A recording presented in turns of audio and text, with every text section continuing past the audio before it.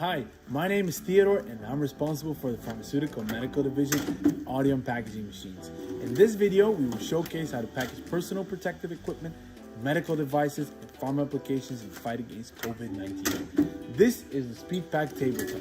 This machine is very suitable for packaging healthcare equipment, like, for example, face masks and health kits. It is a very easy to use packaging machine with a capacity of up to 1,800 bags per hour. Because the film can easily be replaced, you can pack many different products with various bag sizes. Optional, you can always use a labeler to print on the bags. If you have any further questions, please feel free to contact us.